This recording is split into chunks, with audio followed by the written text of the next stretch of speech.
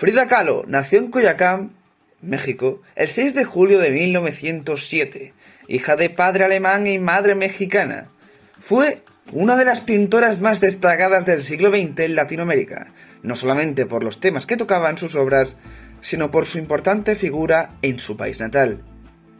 Como muchos críticos afirmaban, para entender la obra de Frida, había también que saber sobre ella, ya que es importante para comprender sus obras, así que viajemos al pasado. Hablemos de su infancia, pues fue muy complicada debido a diferentes malestares que dejaron secuelas en la pequeña Frida, como fue la poliomielitis, la cual contrajo en el año 1913.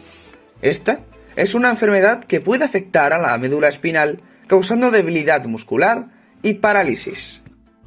La relación con su padre, Guillermo Kahlo, era muy buena y siempre la animaba a hacer deportes como el fútbol o el boxeo, como forma de rehabilitación de su enfermedad. Muy al contrario que con su madre, Matilda, con la cual tenía una muy mala relación que a veces tenía tintes de amor y odio, una relación grisácea. Años más tarde, en 1922 ingresa en la Escuela Nacional Preparatoria de Ciudad de México, donde quería estudiar medicina, muy alejada aún de su gusto por la pintura, ya que aún no había tenido ninguna experiencia. Pues ella fue una de las 35 alumnas que ingresaron en ese año, una cifra ínfima, comparada con la de más de 1000 alumnos varones que podría haber en esa escuela nacional. Pues en ella conocería a intelectuales como Salvador Novo, miembro de Los Contemporáneos, y a Alejandro Gómez Arias, el que fue su novio por aquel entonces y con el que ingresó a Los Cachuchas, un grupo político rebelde, crítico a la autoridad, que protestaba frente a las injusticias y apoyaba reformas educativas beneficiosas para el país. Con este grupo ya se ve cómo Frida empezaba a adquirir sus propias ideas políticas, más tirando a la ala izquierda. En 1925 se comenzó a formar como aprendiz de dibujo en el taller de grabado e imprenta de Fernando Fernández Domínguez, un amigo de su padre que había visto en ella algo especial. Él le enseñó a dibujar copiando grabados de Anders Zorn, y esta fue su primera experiencia en la pintura. Lamentablemente, ese mismo año, sufre un gran accidente en un autobús en el que su columna vertebral quedó fracturada en 3 partes, además de otros huesos, por lo que pasó por cerca de 32 operaciones quirúrgicas para intentar mejorar su vida. Todas estas operaciones y tratamientos harían sentir a Frida como si perdiera la virginidad de forma brutal. Y no lo digo yo, no me malinterpretéis, lo dijo ella misma, que por culpa de esta gran dolencia nunca fue madre, y fue algo que le costaría asimilar. Y durante su larga convalecencia comenzó a pintar de manera más constante. Y fue en septiembre del año 1926 cuando pintó su primer retrato, al que dedicó a Alejandro Gómez Arias.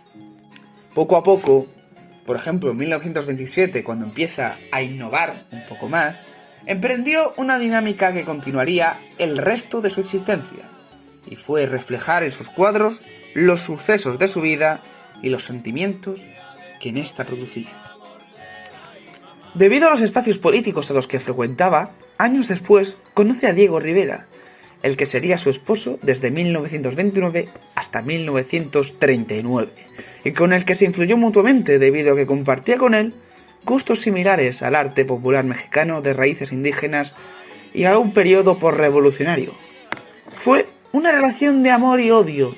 Digamos que era una pareja que se complementaba bastante bien, pero después de varias infidelidades de Diego, Frida decidió acabar con la relación, aunque meses después volvieran, ya más que nada por una cuestión de amistad y que compartían gastos, nada de actividad sexual, aunque bueno, esto último me lo podría haber saltado.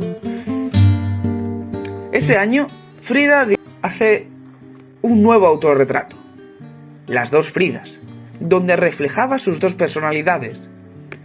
En una, asimilaba la crisis marital a través de la separación entre la Frida en traje de teguana, el favorito de Diego, y la otra Frida, de raíces europeas, la que existió antes de su encuentro con él. Los corazones de las dos mujeres están conectados el uno al otro por una vena, aunque la parte europea rechazada de Frida Kahlo, amenaza con perder toda su sangre. Muy al contrario de otras pintoras mexicanas, como fue María Izquierdo, que daban énfasis a la figura de la mujer tanto en el dolor como en la soledad, Frida Kahlo trataba sobre Frida Kahlo. Por ejemplo, tenemos La columna rota, en la que Kahlo se muestra como una mártir en el dibujo. Además, se destacó por algo que otras mujeres no podían decir en su época, y es que fue una artista muy reconocida, y encima tuvo una exposición en París, en el Louvre, en 1939. En sus últimos años de vida, los críticos alabaron su arte y comentaron que es imposible separar la vida y obra de esta persona. Sus pinturas son su biografía.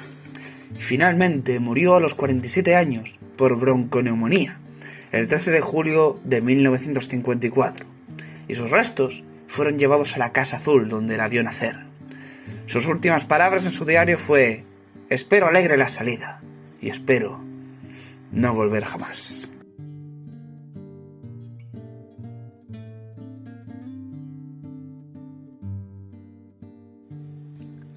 Para finalizar, me gustaría contar una anécdota, y es que la salud de Frida Kahlo estaba muy deteriorada, y los médicos le prohibieron concurrir a una exposición.